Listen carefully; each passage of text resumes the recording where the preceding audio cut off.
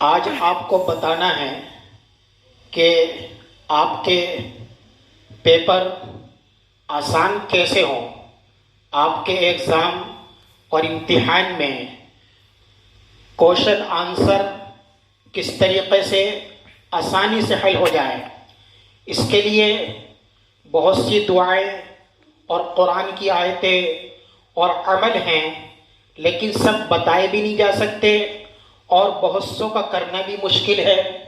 اس لیے کچھ خاص دعائیں اور خاص عمل اس ٹائم پر آپ کے سامنے ہم پیش کر دیتے ہیں۔ ایک گزارش یہ بھی ہے کہ جب بھی ایگزام کا زمانہ قریب آئے، امتحان کا زمانہ قریب آئے، تو ایسا نہیں ہونا چاہیے کہ ہم بے فکر ہو جائیں، بلکہ اپنی تعلیم اور پڑھائی کے لیے جو محنت اور کوشش و فکر رہتی ہے وہ برابر رہنی چاہیے۔ اس کے ساتھ یہ عمل بھی کریں گے تو فائدہ ہوگا۔ تو پہلا عمل یہ ہے کہ جب آپ ایگزام ہال کی طرف پہنچے یا کلاس روم میں جا کر بیٹھے تو شروع میں 3 بار درود ابراہیمی پڑھ لیں۔ درود ابراہیمی جو نماز کے اندر درود شریف پڑھا جاتا ہے،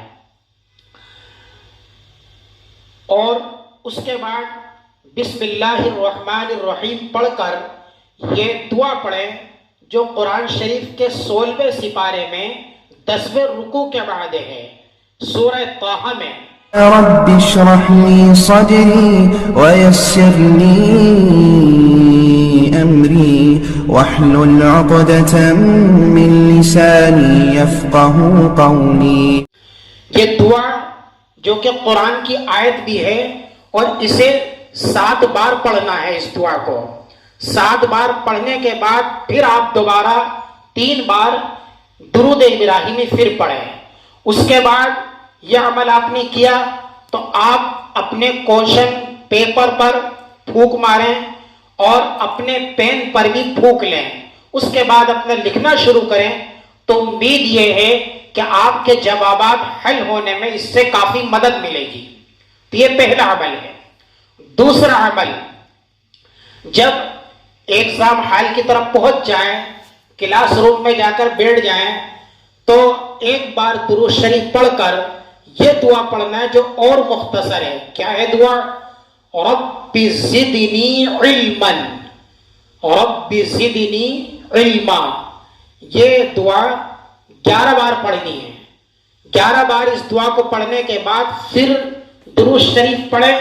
اس کے بعد پھر اپنے کوشچن پیپر کو اپنا جو ہے، اس سے پہلے، اس دعا سے پہلے ایسا کریں کام یہ آپ کہ کوشچن پیپر آپ جو ہے الٹا کر لیں۔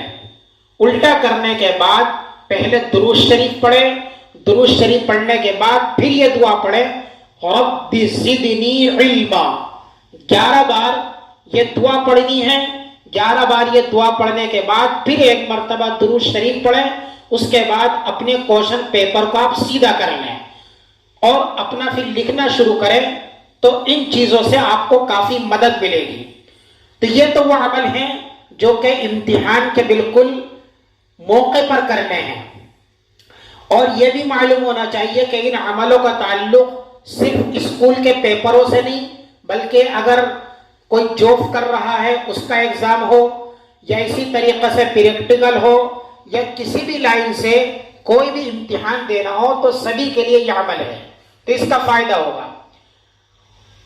اگر کسی کا امتحان اور ایگزام کا زمانہ قریب آئے تو یہ عمل بھی ہو سکتا ہے کہ جب دن جو ہے قریب آنے لگے تو یہ الفاظ ہیں یا علیمو، یا علیمو روزانہ فجر کی نماز کے بعد 150 بار پڑھیں۔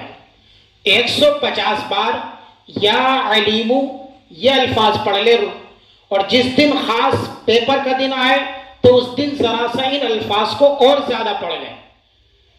اور چوتھے نمبر پر جب امتحان کا زمانہ قریب آئے تو یہ لفظ ہے یا ناصرو، یا ناصرو، تو یہ الفاظ ہر نماز کے بعد 21 بار پڑھ لیں۔ ہر نماز کے بعد 21 بار پڑھ لیں۔ تو اگر یہ سب عمل کریں گے تو فائدہ ہوگا اس سے۔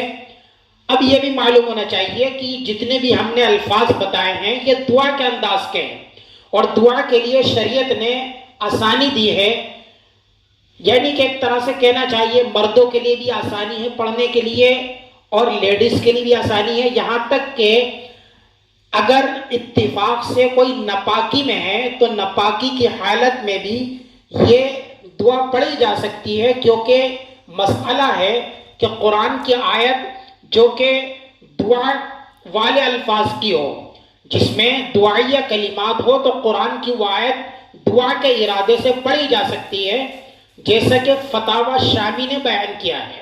تو دعا کے ارادے سے پڑھیں گے تو اس میں کوئی اعتراض کی بات نہیں، اجازت ہے شریعت میں۔ اور یہ بھی بتانا ہے کہ یہ عمل کرے، لیکن ان سب عملوں کا مقصد ہمارا صرف دنیا تک نہ ہو، یعنی کہ صرف اپنی دنیاوی زندگی کو بنانا ہی ہمارا آخری نظریہ نہ ہو، بلکہ اصل جو ہے ہماری توجہ اور دھیان اللہ کو راضی کرنے کی طرف ہو۔ اللہ کو راضی کرنے کے ساتھ ساتھ ہم اپنی آخرت کو بنانا اس کا ارادہ کریں، چونکہ اللہ تعالیٰ بہت رحم کرنے والا ہے۔ تو جو بندہ اللہ کو آخرت بنانے کے لیے راضی کرتا ہے تو اللہ تعالیٰ اس کے کاموں میں اس کی مدد فرماتا ہے۔